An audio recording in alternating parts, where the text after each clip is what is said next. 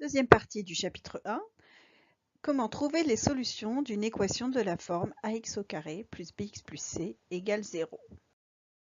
Alors nous allons commencer par une première définition, soit un polynôme p du second degré défini par p de x égale ax au carré plus bx plus c. On appelle racine du polynôme p une solution de l'équation p de x égale 0. Donc soit on mettra solution de l'équation p de x égale 0, soit on mettra racine de p. Exemple, on a un polynôme p défini par p de x égale 2x au carré moins x moins 3. Si je remplace x par moins 1, j'obtiens p de moins 1 égale 2 fois moins 1 au carré moins moins 1 moins 3.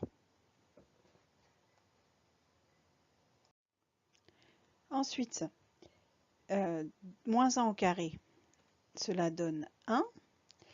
Moins moins 1, ça fait plus 1 et moins 3. Donc p de moins 1 égale 2 fois 1 plus 1 moins 3. 2 fois 1, 2. 2 plus 1, 3. 3 moins 3 égale 0.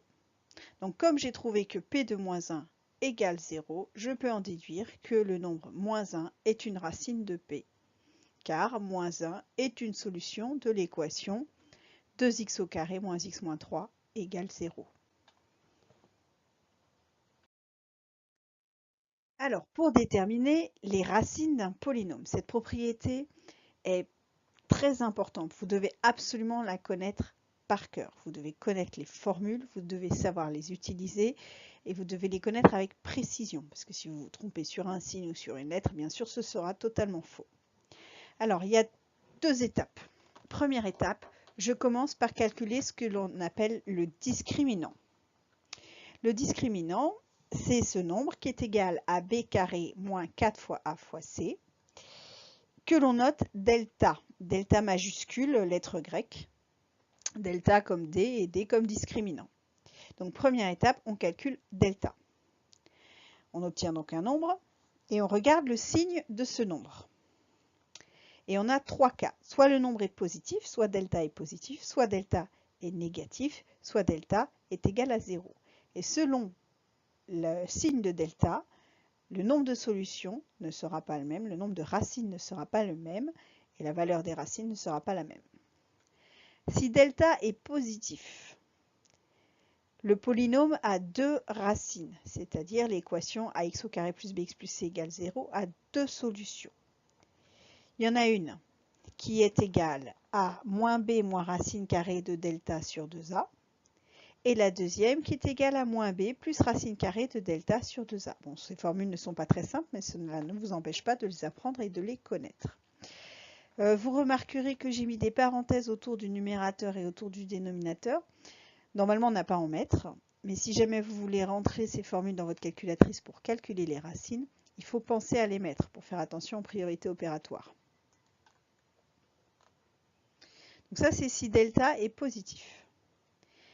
Si delta est égal à 0, dans ces cas-là, le polynôme n'a qu'une seule racine. Et cette racine, elle s'écrit x1 ou x0 égale moins p sur 2a. En fait, c'est la même formule qu'au-dessus, mais comme delta vaut 0, il n'y a plus de delta. Donc c'est la même formule avec delta égale 0. Et enfin, si delta est négatif, alors dans ces cas-là, le polynôme n'a pas de racine réelle, c'est-à-dire que l'équation ax au carré plus bx plus c égale 0 n'a pas de solution réelle. Alors réelle, c'est-à-dire qu'elle n'a pas de solution. D'accord ? Quand on verra plus tard les nombres complexes, on peut inventer des solutions. Mais parmi les nombres que vous connaissez, il n'y en a aucun qui soit solution de ax au carré plus bx plus c égale 0. Donc cette propriété-là, il faut absolument la connaître par cœur.